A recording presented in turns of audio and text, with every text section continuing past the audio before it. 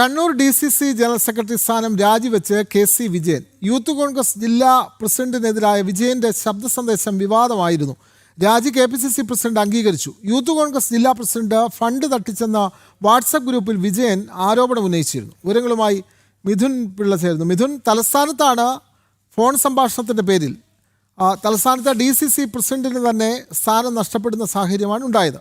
ഇപ്പോൾ കണ്ണൂരിൽ DCC general secretary സമാനമായ സംഭവത്തിൽ ഇപ്പോൾ രാജിവെച്ചിരിക്കുന്നു. കൂടുതൽ വിവരങ്ങൾ മിഥുൻ പിള്ള.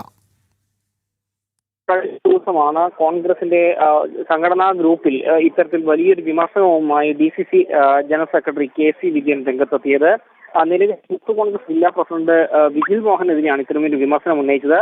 എങ്ങനെയാണ് വിജിൽ മോഹൻ ജില്ലാ പ്രസിഡന്റ് ആയെന്ന് തനിക്കറിയാമെന്നും വയനാട് ദുരന്തബാധിതർക്കായി തിരിച്ച ഫണ്ട് എന്ത് തനിക്കറിയാമെന്നും അടക്കമുള്ള ഗുരുതരമായ ആരോപണങ്ങൾ ഉന്നയിച്ചുകൊണ്ടാണ് ഈ KC വിജയൻ ഗ്രൂപ്പിൽ ഓഡിയോ സന്ദേശം ഇട്ടത്. ഇത് വലിയ ചർച്ചാ വിഷയമാവുകയും സംഭവവുമായി ബന്ധപ്പെട്ട് തനിക്കെതിരെ അടിസ്ഥാനപരമായ ആരോപണം ഉന്നയിച്ച KC വിജയനെതിരെ നടപടിയെടുക്കണമെന്ന് ആവശ്യപ്പെട്ടുകൊണ്ട് വിജിൽ മോഹൻ KPCC നേതൃത്വത്തിന് കത്ത് നൽകുകയും ചെയ്തു.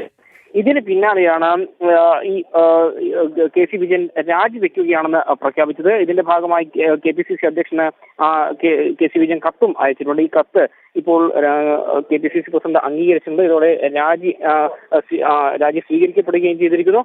അതായത് KC വിജയൻ പാർട്ടിയിൽ നിന്ന് പാർട്ടി ജനറൽ സെക്രട്ടറി സ്ഥാനം രാജിവെച്ചിരിക്കുന്നു എന്നുള്ളതാണ് ഒടുവിലത്തെ വിവരം.